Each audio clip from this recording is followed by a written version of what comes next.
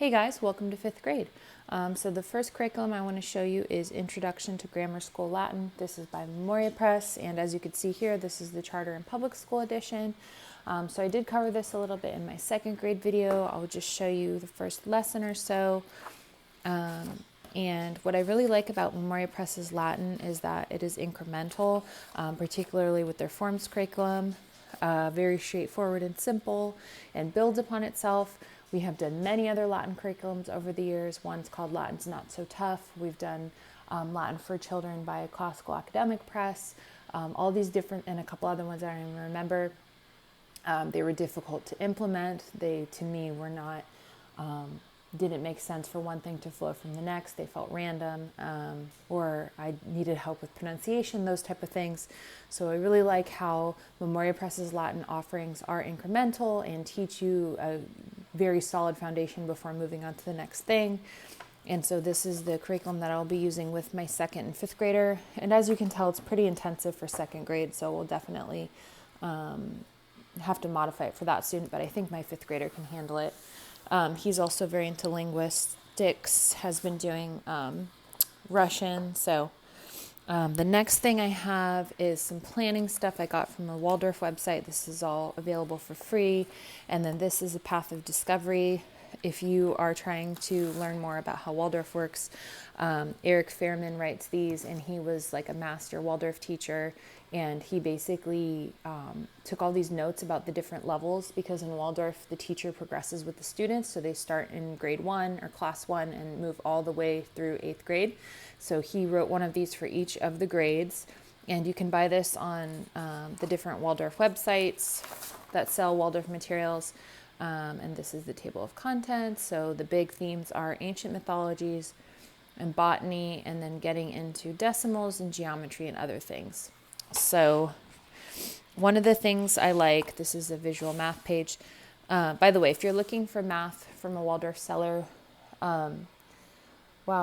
Jamie York, sorry, it just went out of my mind and came back, has some free stuff online. That's one of the other Waldorf people. And so here's like an example of the type of stuff that you can find in here.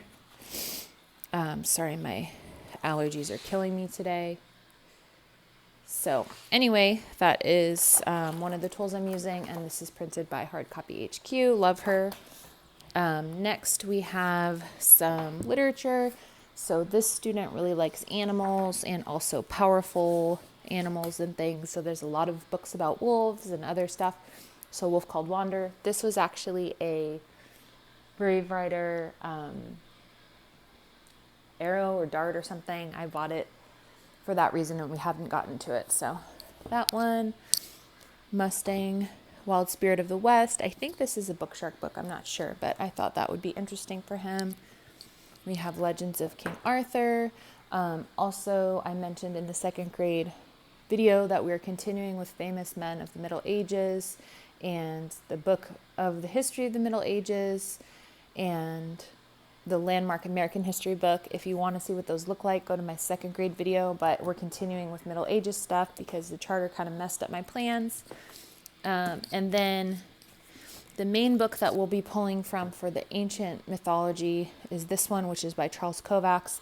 I'm hoping to do a video soon talking about these different Waldorf authors. Kovacs does a lot of different books if you're trying to get more Waldorfy books. And this has narratives from each of these cultures, and these are definitely in narrative format versus like fact-based, if you know what I'm talking about. Then we have Botany by Kovacs, so we'll be doing botany as our other main thing. Then we have Chapters from Ancient History by Dorothy Hare, and I'll just show you the table of contents on that one. And so you do like ancient Greece in 5th grade, and then in 6th grade you do ancient Rome. And I'll just show you the botany table of contents in case you're curious. This is not a CMEC book, but I feel like it could be.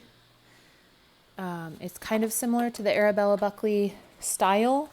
Not necessarily the exact style, but like the way that it's presented, if that makes sense.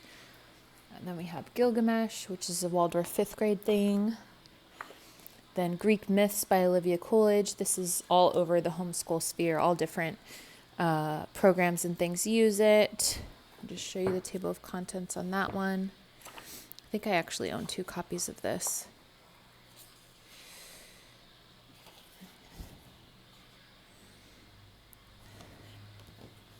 And then we have Tales of Ancient Egypt, similar situation. This is in all sorts of different curriculum lists. Roger Lance Green, I think, has written a couple of different books. I'm just trying to show you the table of contents with this one. And we will be getting different picture books about these things to use with my 2nd grader also. I just haven't gotten them yet. Then we have Ancient Greece by Kovacs. So Waldorf Education Resources, I think, is the website that sells these if you're looking to find them all in one place. And so what I'm going to try and do is have these in different main lesson blocks. So we'll do like Ancient Greece, then we'll do Ancient Egypt, then we'll do Ancient Persia, something like that. I don't know what order yet. I haven't been able to think that far ahead.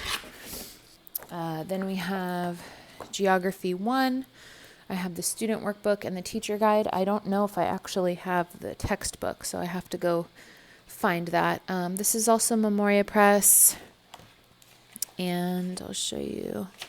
This is the table of contents of everything that is covered. Very comprehensive. I love this about Memoria Press's geography. And so the student reads the textbook and then has to identify, like, what is number 1, what is number 3, stuff like that.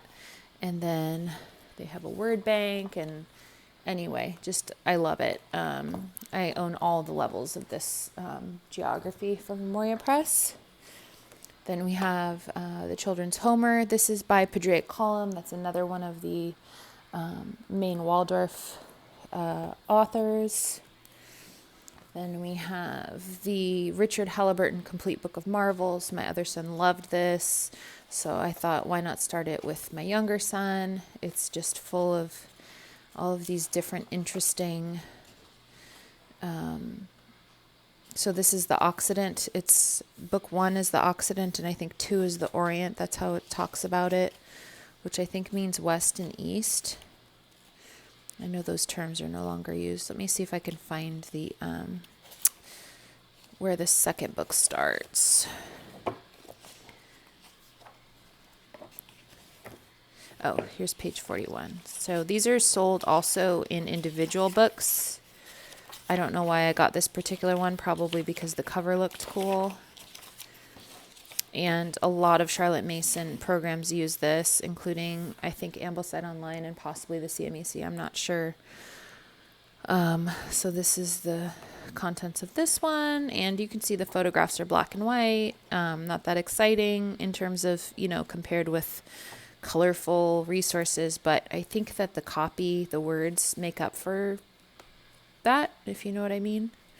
So anyway, we'll do this book. We'll probably follow a pacing program from one of the curriculums I mentioned. We have Frontier Living. This is by Edward Tunis. There's also another author. I can't remember his last name. The first name's Eric, who does this same type of illustrating. And so this is kind of reminiscent of the Halling books as well. But I think that, I don't know if this is a signed book or not, but I just feel that this will resonate with my son. The different hands-on and old-timey way that things were done. So that's Frontier Living. Then we have a few different books. The Odyssey for boys and girls, the Aeneid for boys and girls, and the Iliad. So these together with Homer. Hopefully we'll get through. And one thing I wanted to say is, like, just because I pick books and say that we'll be doing this, we may or may not get to them. I just like to put them all in one place and pull from them, like, oh, we should really read this today, or we should really read that, if that makes sense. So whenever I'm planning out a year, I'm definitely not expecting we're going to read every single one of these books cover to cover. I feel like that's pretty unrealistic. And also, like, if stuff is boring, I was talking with someone about this, like, you don't have to finish a book. If you can't stand it, your kids can't stand it, and you feel that it's awful, and it's like, sorry, I had an interruption. So if you think of all of these books like some Charlotte Mason programs, or maybe even Charlotte Mason herself, I don't really know, referred to it as like a feast. If you can envision, if you went to an actual feast, you wouldn't be expected to finish every single dish that's there, right? Like you would take some of this, some of that, and you would eat as much as you wanted to eat of that particular thing. So that's kind of how I view these different books and materials and things. So next, what we will be doing for math, we are currently still working through 7 through 9, but we're also doing it concurrently with 8 through 10. I was planning to show you the side-by-side of the concepts that are covered, but then I forgot, so you're just going to have to look at this one.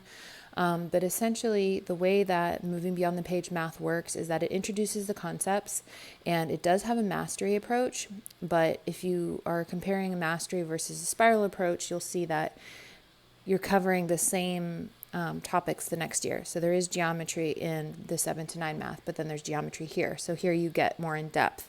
And if you follow me on Instagram, you'll see my son's really gotten into this one. And then same thing with fractions. They're introduced in 7 through 9, but then you really get into doing the different things with them here. And same thing with measurement.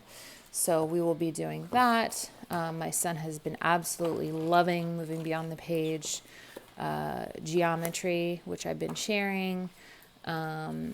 Love it. Oh, also, while I remember, I saw Moving Beyond the Page is now offering a free 2-week trial, or not trial, sample of all of their different, I think all of their different curriculum. So if you want to see what that looks like, you should check it out. Also, I did reach out to them. I would like to film a video of their online interface and share it with you guys, but it is definitely their intellectual property and protected. So I wanted to make sure I had permission before doing that. But I just think it's really great and it's very hard to explain. So hopefully that will be coming up soon. Next, we have Famous Men of Greece. This is just to go with the ancient Greece thing. And again, I'm really into the Famous Men series right now. There's really great discussions about this in the Facebook group. If you're interested in hearing, like someone asked, why is it glorifying these people who, were not good people? And another person responded that it's not glorifying them. It's just presenting them as a person in history. So you should check that out. And I think I have the student guide for this. This is the textbook.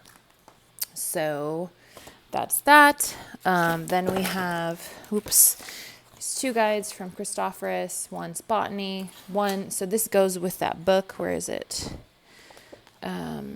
The ancient mythology book. These go hand in hand. And I don't want to show you what's in here because it's like all proprietary. Like I feel like I can't even show you a little sampling. But these used to be available for purchase separately from the 5th grade curriculum. Christophorus has a whole binder curriculum, just like the one I showed you for 2nd grade. But these used to be for sale separately. So that's when I got those a long time ago. And the other thing I wanted to add about like the whole feast concept is like some of the things that I want to do, we don't get to. And so then I just do it with a different student later on.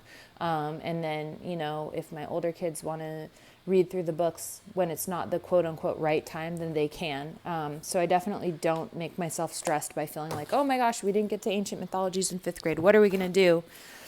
Next thing I have, the other thing, in addition to the Christophorus and Kovacs botany, we will be doing the blossom and root botany. If you want to see more about that in my 2nd grade videos, where you can find that. I also got this from Layers of Learning Science. So Layers of Learning is like this program that you can use with many different aged kids. And it has these little booklets that you can get. This is like 8 of those booklets together. So let me see if I can show you. So these are all of the earth science concepts from Layers of Learning. So these are individual little booklets, and this is all of them in one book. I got this through the charter on Amazon. I think you can also buy it directly on their site, and it's the same format as their typical thing, but it's all in one thing. And so here you can see the family levels. This is great if you're looking for a secular alternative to Gather Round. I've never tried Gather Round because it is Christian, but it looks really cool, and I wish that it was secular so I could use it, but I have used this when we studied Russia in particular. Also, if you purchase this, you get files to print out. There's like 80 pages of files per concept. So I was just trying to show you like one page. So you like read this to your kids, And then there's different experiments. And then if you look on the margins, there's all these other things. And so it's kind of like this go as deep or as shallow as you want type of concept. So I know I had talked about this with some of you guys, and I wanted to give kind of more of a flip through. But if you want more information about them, go on their website, Layers of Learning. I know that they have free downloads, and they just changed how they're doing things. I couldn't really tell you, like, I don't really remember how, but I think by putting them into these big books versus, oh yes, I know now. They used to have like science and history and art and whatever all in one packet thing, and now they're doing it by subject. So I think you could still get the other way if you want. But anyway, so the next thing we have is the other part of grammar, English grammar recitation. Definitely get this book if you're doing this with Memoria Press, because these are like the rules that you want to memorize, and you refer to them in these student workbooks. So definitely get this. It's pretty affordable. This is the teacher guide. So this is book 3. We're working on book 2 this year. And again, similar to the Latin, what I love about this is it's just straight up grammar. So the way that it works, and this is the charter version. This is actually important. I ordered the non-charter version last year, and it has lots of Christian references in it. So I ended up keeping it and using it, but I made sure to get the charter version this year. So this is how it works. You review your recitation. So you have to use the appendix if you don't have this book. So get this book. I'm telling you. You'll thank me later. So you review the rules. So let's look at the capitalization rules in here, if I could find it. Let's look at the index. Okay. So here's the capitalization rules, and I may have gotten the wrong thing. Who knows? So here's the capitalization rule, and then here's the example. So here you can see that there's still some Christian references. However, they changed it to other things too. So I look at it like, if you had like the Greek gods, right? Or if you had the Norse gods. So anyway, capitalization rule 1, capitalize the first word of a sentence, the pronoun I, and the interjection O. So that's number 1. That's the rule that you're memorizing. So then you get to this exercise and you look.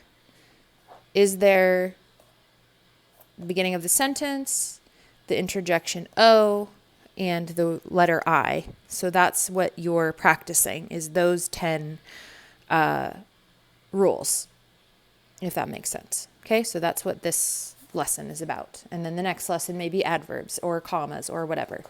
So that is English grammar recitation. And then lastly, we have the Tsars and Shoguns of early Russia and feudal Japan. And this is a core knowledge book. So this whole entire thing is available to you for free on the Core Knowledge website. If you're interested, it is a PDF download file. I got this book. This is also 5th grade, but I particularly got this because my husband's Russian and Ukrainian, who my kids are half quarter Russian, quarter Ukrainian. So he's been learning Russian, and he's very interested in Russia in general. And then feudal Japan is just cool. I mean, Shogun's awesome.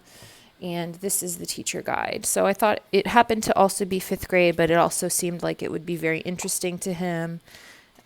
So that's why I decided to get it. And this is called, I think, a homeschool set on their website, so that you get the reader and the teacher guide. And I've gone through this before in the core knowledge video. So if you want to see more of that there, click over to that video. I'll try and remember to put it in the description. And then this is a performance task. So the one thing that's frustrating to me is that you have all these activities, and so there's no like activity guide where you can just have the student working in it for history. There is for language arts and there is for science, but there's not for history. So you have to get the file and print these out or photocopy them. So that's my one complaint about core knowledge. I think this is like an exam right here. Let's double check. Yeah, unit assessment. So this is after you do the entire unit of early Russia. You have this, and then you have a performance task. So let's see. Showing them how to make notes, writing, And it has rubrics because this is intended for teachers. And so the assignment here is like write the different achievements of these people. I think we'll definitely do this. We have a world map, which you often are called to refer to, which Russian city is the farthest north. Vegetation zones, SARS of Russia, domain vocabulary. And so you'll also see like here you have activity page 3.2 for use with chapter 3. So this reviews chapters 1 through 3. And then you don't have an assignment till this is for the entire chapter 4 through 5. Oh, goes with that. So there's like one per chapter for 4, 5, and 6. But the first activity is only like the chapters 1 through 3. I hope that makes sense. Anyway, so I'm really looking forward to this. He'll also continue doing his Russian studies on Duolingo until I find something better. But let's try and get this organized. So we're doing Tsars and Shoguns, early Russia and feudal Japan for history. We're also doing the Middle Ages stuff I showed you in the 2nd grade video. Then we're doing ancient mythologies, famous men of Greece. I'm just gathering all the history things together. Egypt, Greece, ancient history, Greece, Middle Ages. So that is pretty much history, right? I think that's it. Then there's some geography in there, as well as Maury Press geography. Set that stuff aside. Hopefully this is making sense and I haven't lost you all. Then we have like King Arthur. This is history / English. Mustang, Wolf Called Wander. These are like our readers. And then this is also like kind of history. Sorry, I got that like all mixed up. And then for English, oh yeah, so we're doing grammar school Latin's technically considered concurrent with English Latin. English grammar. It's not necessarily like foreign language only. Then we're doing English grammar. I also have traditional spelling 5, which has not printed or released yet. I pre-ordered that, so that's coming. So we'll have spelling, grammar, Latin. As for writing assignments, we'll figure that out probably with the Fairman book I showed you that plans out 5th grade, another history / English book. And then Book of Marvels, kind of science, kind of history. Then we'll also do botany, which we have the blossom and root and this for, as well as the earth and space science, kind of whatever seems interesting I might draw from this. I was just like, oh, I got this book with the charter and it seems like it's a better fit for my younger students and the way their interests are going. Then math, we have moving beyond the page, grades 8 through 10, and just general Waldorfy notes. So I think that's everything we're doing for 5th grade. Of course, I may have forgotten something. You guys know how I roll. Also got interrupted with Mr. Baby waking up from his nap, so I completely lost my train of thought earlier. But I think that's everything we're doing. Oh, one last note. My son is loving book shark science, so we're doing level D currently, which covers all sorts of things. So once he finishes that, there is a possibility we'll do level E. I don't know. He really likes having the worksheets to fill out. So we'll just have to wait and see what happens. Anyway, thanks for watching this video. It's gotten much longer than I was expecting, but I kind of added in some other random thoughts. So thanks for watching, and if you like my channel, please subscribe. Thanks.